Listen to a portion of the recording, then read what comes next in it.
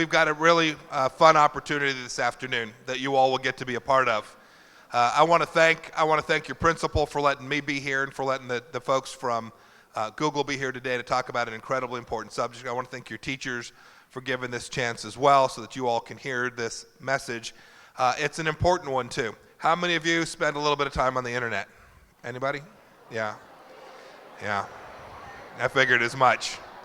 And I asked that because so I have a son. He went to East High School. He spent a little bit of time on the internet too, so I am familiar with this phenomenon just a little bit.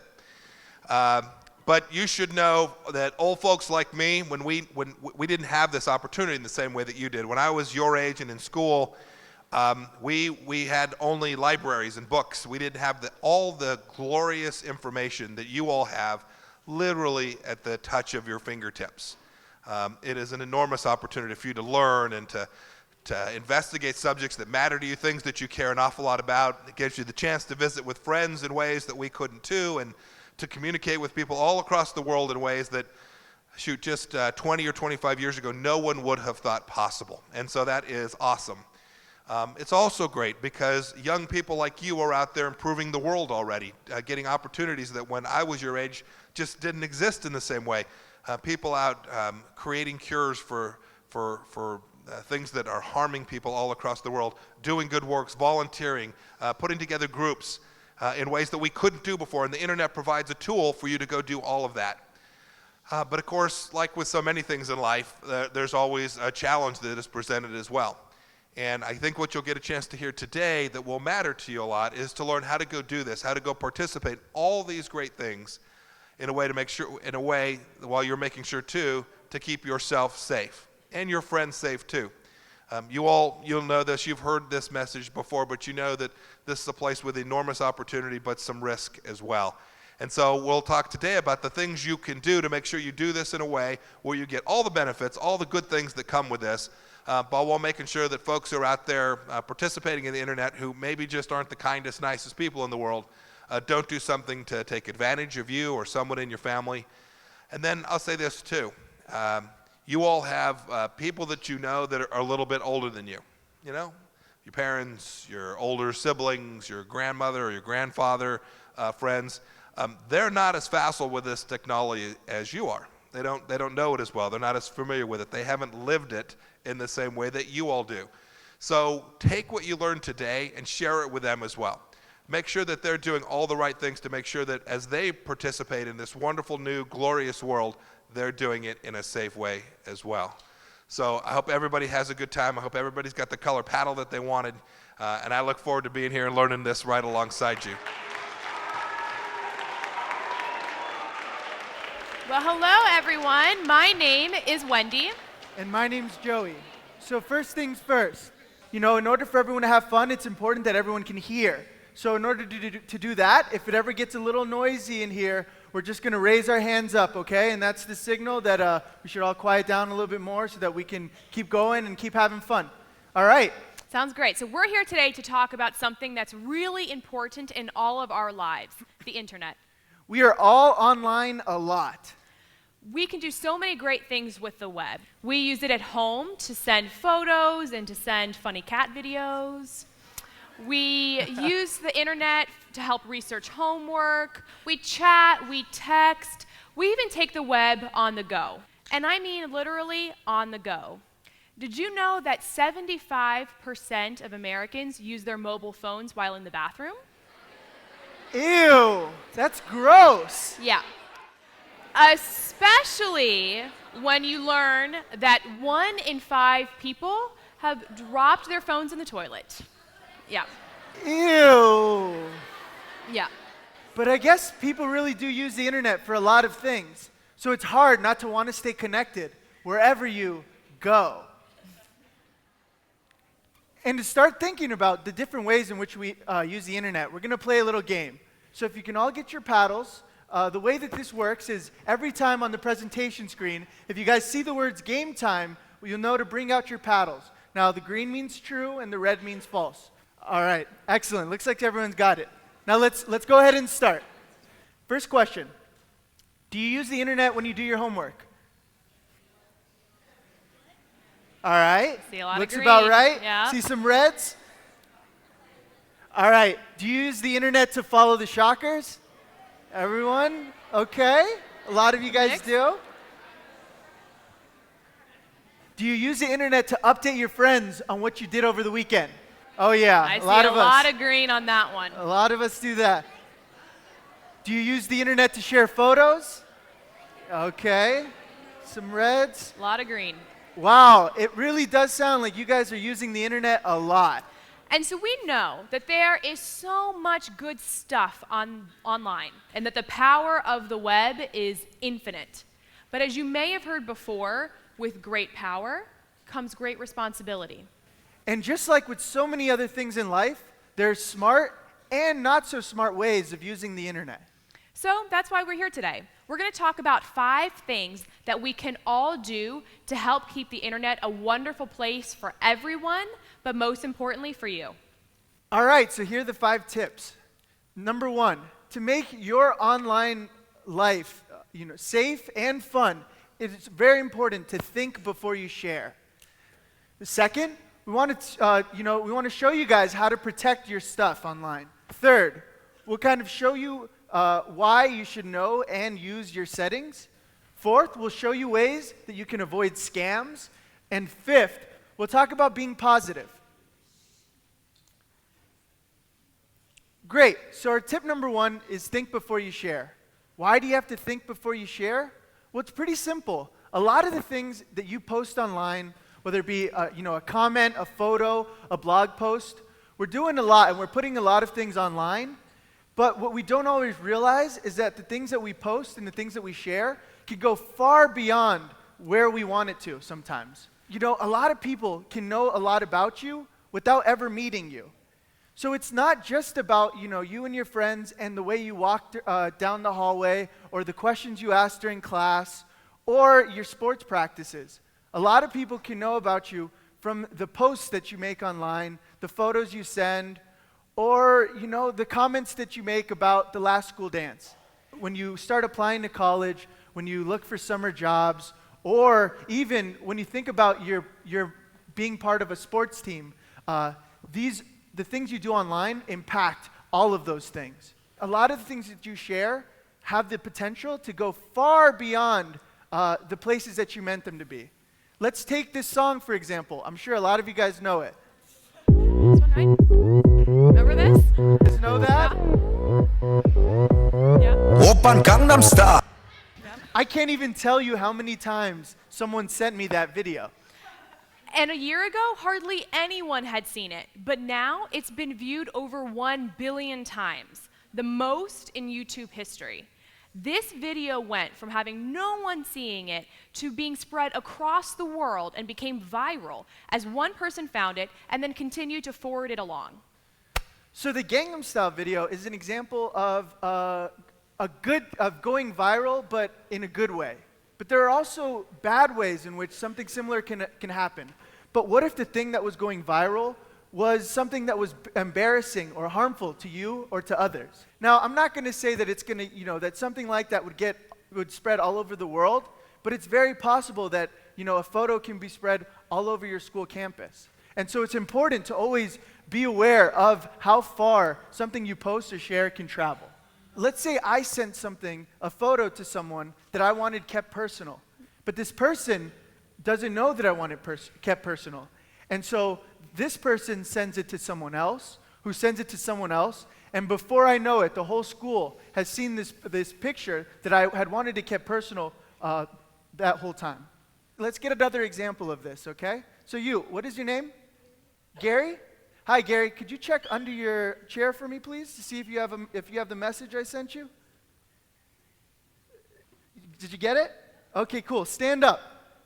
Now, everyone else, check under your chairs to see if you received the message that Gary sent you. And if you did, then stand up. So if you got it, stand up. So stand up if you got the picture. All so right. Let's see. If you got the picture, stand up. Stand up if you have the picture. All right, guys. Wow. All right, thank you. All right, great. Gary, thank you very much. And everyone who received the message from Gary, keep standing up. Okay, this is a great example of how a simple message, in this example, can spread far across the school and reach a lot of people. Everyone can sit down now. So thank you very much for standing up, and thank you, Gary. For everyone who didn't see the picture, this is what everyone is laughing and talking about. Yeah. Pretty funny, right? So this picture of our friend Jamie, it's funny, but it's not the only thing that can be forwarded online. Anything that you post online has the potential to be forwarded and found by other people. Take, for example, this email. It's from my little sister. She had just taken a science exam in her 3rd period class, and she sent this email to a friend who was in her class. But then the email was forwarded. People who were in that 6th period class who had not yet taken the exam, they saw these details, and the teacher found out. And she was so angry that 6th period students had found out some information about the test. So she canceled the whole test, but then she rewrote it and made it much harder, and then she made everyone retake it, and everyone was so mad, and my sister was really embarrassed. So remember that anything that you put online has the potential to be forwarded beyond where you intended it to go. But the stuff that you put online can also be copied. So when you send a photo, for example, to a friend, you don't always know where that photo is going to end up, because your photo may be reshared, or your friend may take a screenshot of it. And what you hope to just be private between you and your friend could be made public, even by accident. So how can resharing and screenshots get out of hand? I'm sure we all can think of an example of a celebrity or somebody who we know who posted something or sent something to someone else that became public when they didn't intend it to be so. So remember that there are so many different platforms. When you reshare something or someone takes a screenshot, it can spread far and wide and can become impossible for you to remove it. And so even if you're the person who originally created that photo or sent it out, now it's completely out of your hands and you have no control over it. So remember, anything that you send has that potential to be copied. Yeah, it's so true. And another thing to keep in mind is that anything you post has the potential to be found. You know, I know we took you out of the classroom, but we're all going to do a little simple math here, okay? Now, what is 1 times 2.4 billion? Right, 2.4 billion. Well, that's the number of people who are online all around the world. 2.4 billion people. Now, let's put that into perspective a little bit. 2.4 billion, that's 228,440 completely full Charles Koch arenas. That's a lot of people. It's a lot of people. It's good to know that what you share can take on a life of its own by being forwarded, copied, or found. That's right. The things that you share can really take on a life of its own. So think before you share. All right, tip number 2 is protect your stuff. So a lot of us either have or will have information online that we want to keep protected. And so it's always important, in order to protect your stuff, to create strong passwords. So think about it like the keys to your house or the combination to your locker.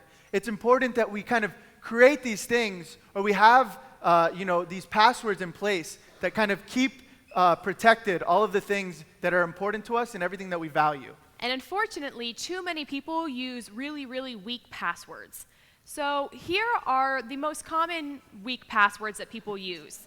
1234, hello, let me in, password. These are super, super, super weak passwords. I know they're easy to remember, but it's not that hard to guess these, and then somebody would have access to all of your accounts. But if you are using any of these passwords, definitely change them after this presentation. So how do you set a strong password? Pretty easy. The first thing is use at least 8 characters. The longer your password is, the harder it is to figure out. Second, you want to mix letters, numbers, and symbols. And third is set different passwords for every site. Now we know this can get kind of hard. It can get hard to remember all the different passwords you set. So if you must keep the same password, we recommend that you either add something to the beginning or the end of each different of the password for each site, so that you mix it up and it's not all the same. So me, for example, what I like to use is my mom's birthday. I'll add the birthday date to the beginning of a password on one account, and maybe add my dad's birthday date to the end of the password on another account. These are ways in which I switch things up, I add different things, so that I could have unique passwords for every site. So let's practice. So here we have 2 examples. Along with setting a strong password, it's also important that you remember your password. And so at Google, one of the things that we recommend is picking like a favorite book title, a school subject, a song, a phrase, and using that to figure out ways to remember your password. So let's take Call Me Maybe, for example. Call Me Maybe. So if I wanted to create a password out of Call Me Maybe, one of my favorite songs, what I'd do is I'd start with 2012, which is the year that the song came out. I'll add a colon, a capital C and a capital M for Call Me, a comma, and then Maybe. Let's try the same thing with Don't Be Evil, which happens to be Google's motto. So I'll start with the capital D, the O-N apostrophe T, capital B-E. Oh, I'm sorry. Instead of an O, we'll throw in a 0. And then for that second E in evil, we'll use a 3. And then V-I-L, exclamation point. So these are kind of ways in which you can kind of mix things up. You use different numbers, letters, and symbols to create a unique password that you can remember.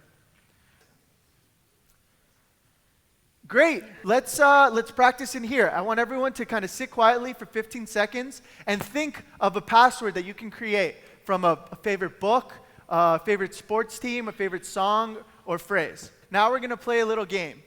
So I'm going to need 2 people from the audience here. Okay? Let's say you right here. I saw you. Yeah. You're standing up. And then let's see real quick right here. Yes. Stand up. And if we can get the congressman to come up and play with us. Come on up. So what we're going to do is we're going to have you be player 1. I will click this for you, and you're going to create a password. And then once you do, you're going to get off, and then the congressman is going to create one in player 2, and then we'll face off, okay? And then we'll do the same thing for you right after. So go ahead and create your password. Make sure it's not something that you're currently using, okay? We don't want everyone to know.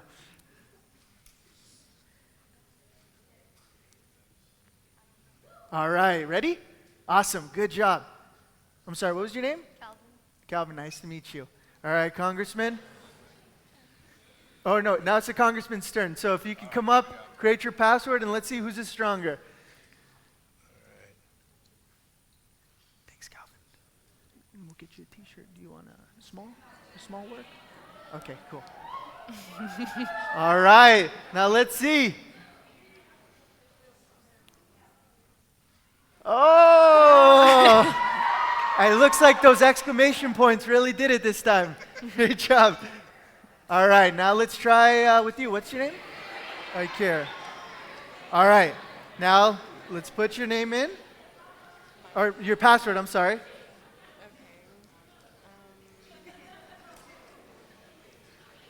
I don't have one. Just, Make one up. yeah, pick a song, anything, Kara.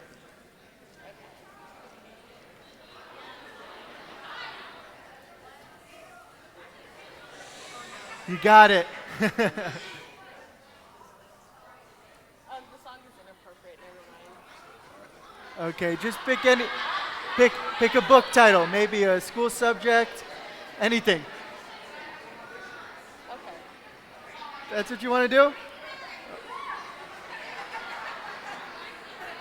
Okay, Congressman. One more time. What kind of T-shirt would you want, a small or a medium T-shirt? We have some T-shirts for you guys. Whatever. Okay, no problem. It's Ikera, right? Okay. And you're Calvin, right? Okay, great. Thanks, guys, for participating. There we go. All right. All right, let's see. Oh, it looks like the congressman won again, guys. All right, thank you very much, Ikera. And thank you, Calvin. Let's get you some T-shirts. So, it's really important to create strong passwords, and there are a lot of interesting ways that you can do that. But even if you set the strongest password in the world, it won't do anything for you if you share it. Did you know that 1 in 3 teens has shared their password? Yeah. This isn't a great idea. And this means that somebody who has your password now has access to everything that's in that account. So never, ever share your password with anyone except for a parent or a trusted adult. Because think about just a phone alone. There are so many photos and so many messages on a phone. If someone has the password to your phone, they now have access to all of the photos and messages and everything else that you keep on your phone. So when you share your password, you make yourself and others vulnerable. Yeah, so it's good to know to create strong passwords and to not share your password with anyone except for a parent or a trusted adult. Exactly. All right, guys, get the paddles out. Time for a game. All right. All right, remember, you've got green side and red side. Here we go.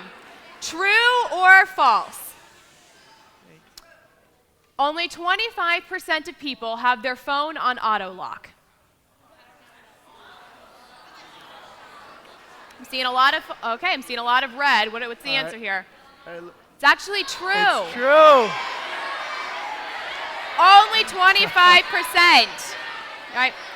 Okay, here we go. Next question. Next question. Here we go. True or false? 50% of people under the age of 25 have had their phones lost or stolen. So that's half of people under the age of 25. I think it's true. I'm seeing a lot of green. I'm seeing a lot of That's what green, I'm and the seeing answer is? That's right, True. true. Good job. All right, here we go. All right. Another question. True or false? Closing out of a browser automatically logs you out of your account. I'm seeing a lot of red. All right, what's the answer? Let's see. Very good. Yeah, That's false. Very false. good. Just closing a browser does not log you out of your account. But there's more than just passwords to help protect you. We have so many different devices that we use, and a lot of them we take with us wherever we go. So phones and tablets, they're portable. You bring them everywhere. And just because someone has access to that device, you don't also want them to be able to just walk into your lives online. That's why it's really important to have a lock on your screen. And there are a lot of easy and really cool ways that you can set that lock. So you can set a pattern or a passcode. You can set a passwords or a personal identification number. They're all really easy to do and really, really important to lock your screens. All right, great. And when you use a public computer, such as at a library or your family computer even, always remember to sign out of your accounts. Otherwise, pesky little brothers can do something like this. Not nice. Or, did you guys see this photo that recently went viral? So 3 Apple Store employees had noticed that a girl had signed into Facebook in the store using a demo laptop and forgot to sign out. So, to try to, send her a message and show her that she shouldn't do that, they took a photo, a funny photo, and added a little warning, a little caption that said, please remember to log out of your computers. Now, compared to what most people might do, this seems like a pretty nice warning or gesture. But you can only imagine if someone, if a prankster had gotten a hold of her account and all the damage or all the harmful things that one could possibly do because you leave your account logged in somewhere and then you leave. Absolutely. So remember, it's important to lock all of your devices and screens and to always log out of any public computers. Great. So tip number 3 is know and use your settings. Why should you know and use your settings? Well, it's pretty simple. In real life, when you talk or when you're sharing things, you share things with certain people, such as your family and friends, that you might not share with others. The same idea kind of follows online. That, when you share things, you should always kind of be aware of who you're sharing with and what you're sharing with them. So in order to do this online, luckily, most credible sites have a settings button that you could click on that could let you choose who you share with and what you want to share with them. Now, on different sites have these setting buttons in different places, so it's always good to be aware of that and kind of look for it. And if you do need help, an adult or trusted adult can always help you do that. Now, this is really important because you always want to be in control of what you're sharing and always know who you're sharing with. Great. So here's an example of how not using your settings and knowing them can be harmful to you. So a Sweet 16 recently got out of hand and got totally crazy because 3,000 people decided to show up. Now, how did this happen? It happened because the birthday girl forgot to use her settings. The event was public and free for anyone to view. So what happened? Everyone showed up. So you want to try to avoid situations like this, which can be avoided by going into your settings, knowing how they work, and using them to identify, the people that you want to share with and the people you don't. Yeah, you definitely don't want this to happen to you. And that's why it's so important that you take a little time to learn and to use your settings.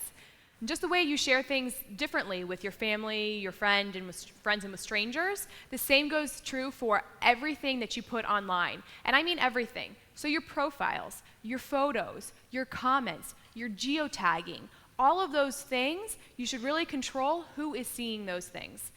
Because just the same way that you invite family and friends into your house, that doesn't mean you then also invite them into your bedroom to go poking around into all of your personal stuff. The same is true of what you share online. And it's really unfortunate that too many people today just don't know how to use their settings and don't know to use them. So don't let that be you. Learn the settings and use them. All right, guys, time for a game. Here we go. All right, True or another false? game. 15% of Americans have never checked their social network settings. Seeing a little mix, but a lot of green. All and right. the answer is that is true. Only True. 15%. Yep. Okay, true or false? Next question. Ready? Over 50% of mobile phone users location tag their posts. 50%. What do you guys think? Seen a lot of green, and that is true. That is right. Whoa. But this is important because that means that somebody can find out where you are based on what you post. All right. So remember, it's good to know your settings and to use them. All right. Tip number 4, avoid scams. So we all know not to take candy from a stranger, right? This same easy principle that all of us know applies online.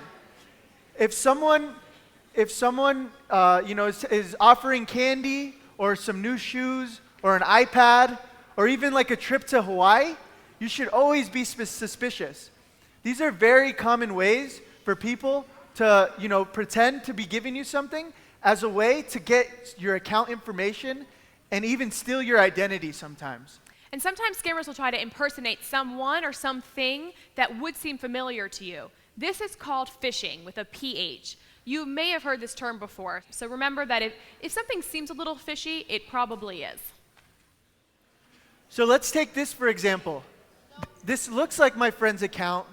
There's no way that it is my friend who is telling me this.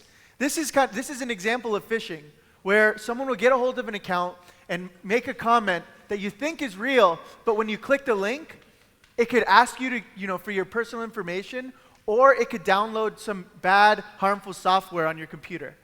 It's important to kind of identify these situations. Such a link could take you to a page like this. This looks completely normal. You want to trust it because you've seen it a lot of times, but you look closely and the web address is wrong. This is not, this is not gmail.com. Something's off about this. Now, the problem with things like this is that they can easily trick you into putting in your account information and your password, which they could then use to log into your stuff and steal or do harmful things. This is something that, you want to try to avoid. Absolutely. Okay, guys, time for game time again. Paddles All on. right, Here we go. game time. Ready? True or false? There are fewer phishing attacks and scams today than there were a year ago. Are there less or more? True or false? Seen a lot of false. All and right. the answer We think is we're safer? That's right. That's false. Phishing attacks are actually on the rise, so be vigilant. And true or false? Personal information is accidentally entered on phishing sites 50% of the time. Ooh, we've got a mix. I'm seeing a lot of green. And the answer is? That is true. That is true. That means 50% of the time, people actually do enter their personal information. So don't let that be you. Remember to never respond to suspicious posts, emails, or tweets that you receive. And remember that Google and other websites will never email you asking you for your password. If you're ever in doubt, just ask a trusted adult or a parent. Really, in summary, if you wouldn't take candy from a stranger on the street, don't do it on the web. If it looks too good to be true, it probably is. Well, the last tip that we have for you is to be positive. So I'm sure all of you, or most of you, have heard of the phrase "treat others the way you want to be treated," right? The same idea applies online. You know, you want to when you post something, like a message or a photo, or anything else. You want to always be conscious of whether you would like to be treated the same way, of whether this photo, whether you would like someone to put a similar photo of you on the web. This is always kind of important to keep in mind. Is treat others the way you want to be treated and be positive. And so what happens if you see something that's cruel, unkind, or offensive on the web? What are you going to do? All the major sites and all the reputable sites have reporting tools built into their websites, a lot like your settings, where you can go in and kind of report all the things that are cruel, unkind, or offensive. So it's always kind of important to know your reporting tools, just like you would know your settings. And if you can't find them, ask a parent or trusted adult where that might be. This is a way that we can ensure that we're keeping, the internet positive and a fun experience for everyone. Right, we have so many opportunities online to respond and post and comment, so why not be positive? I have a challenge for you. I challenge you to do one positive thing on the web every day. There are so many easy and simple ways to do it. You can leave an encouraging comment. You can send a thank you text. These are really simple things that actually can make a lasting impression on someone's day, their week, or even their outlook. And these little acts of positivity, they'll not only make you feel great, but they'll actually inspire others to help make the web a great place for everyone. Great. So it's good to know. Always be positive online. Treat others the way you want to be treated, whether that means sharing a photo or comment or posting to another person's page or on another site. And know your reporting tools. And if you can't find them, reach out to a parent or trusted adult and always know where they are and how to use them. Absolutely. Okay, cool. Right. So in summary, we have these 5 tips that we kind of went down. The first one is to think before you share. We're not here to tell you what you should or shouldn't share. We're only asking you to please be aware of what you share and to think before you do it. And our second tip, remember to protect your stuff, to set strong passwords, make them 8 or more characters, make them a mixture of letters, numbers, and symbols, and make them different for every site. And never share your password. And make sure that you're locking the screens and devices of everything that you use. And always, always log out of public computers. So this means at school, at the library, and even at the Apple Store. All right, the third is to know and use your settings. Just like you know where the seatbelt is in your car, always be aware of where your settings are and how to use them. And if you need help, feel free and always ask a parent or a trusted adult. 4, avoid scams online. If it looks too good to be true, it probably is. And before you ever enter any personal information online, always check with a parent or trusted adult. And 5, be positive to treat others on the web just as you'd like to be treated. And if you see something that is unkind, offensive, feel free and please report it to the site. It's up to all of us as an online community to keep the web great. Think about it kind of like this. What you post online is sort of like a tattoo. It can be really hard to remove. So how would you feel if what you posted was seen by the entire school? Or your parents or teachers? Or if someone posted that about you? Remember that everything that you put online can be copied, forwarded, and found. And so think before you share. Well, guys, thank you so much for coming out today.